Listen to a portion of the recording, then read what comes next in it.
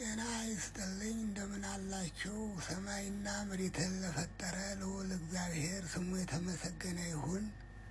ዛሬ በውስጡ ታላቅ ጥበብን ስለያዘው ቅዱስ መጽሐፍ ልበ አምላክ ዳዊት መዝሙረ ዳዊት የጸሎቱ ገቢር ከመዝሙር 5 አንስተን ወደ ላይ እስከ መዝሙር 150 ድረስ የጸሎቱ ገቢር ምን ይመስላል የሚለውን የምንመለከት ይሆናል። እንግዲህ የዳዊት ጸሎት የእግዚአብሔርን ምስጋና ይዞ ከነፍሳችን እስከ አካላዊ ስጋችን እንዲሁም ከመንፈሳዊ በሽታ አልፎም ዕለት በዕለት በምናከናውናቸው ተግባራቶች ላይ ለችግሮቻችን ሁሉ እንዴት ለመፍትሄ እንደምንጠቀምበት በገቢሩ የምናይ ይሆናል።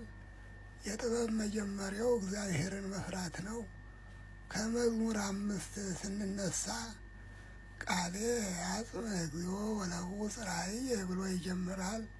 ይሄ ጸሎት በየብስም በባህርም በመንገድም ስትሄዱ እህል ሳትቀምሱ በቅባ ቅዱስ በሜሮን ውሃ ባልነካው ቅቤ በማናቸውም በምትጠቀሙት ቅባት ላይ 7 ጊዜ ደግማችሁ ተቀብታችሁ ጉዞ ብትጀምሩ ከማናቸውም ያልታሰበ አደጋ ከሞት ይጠብቃል። እንደዚሁ ለራስ ምታት በቅቤ 7 ጊዜ ደግማችሁ መቀባት ነው። ይሄ የመዝሙር 5 ገቢር ነው።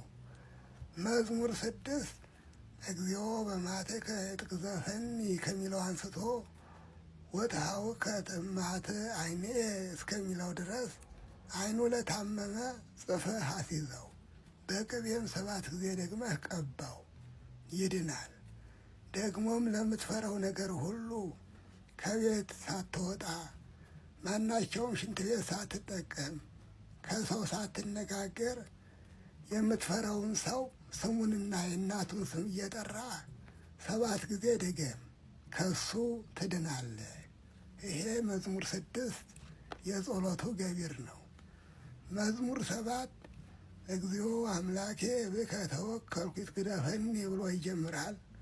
አስማት ለተዋለበት ያጋንንት ቁራኛ ለያዘው ሰው ፀሐይ ከማታየው ጉድጓድ ውሃ ቀርተህ ከዕለት ከዕለቱ ሐጽረ መስቀል አርድእትን ባርቶስን 8 ቀን 7 ጊዜ ደግመህ አጥምቀው፣ ለእግዚአብሔር ቸርነት ይድናል።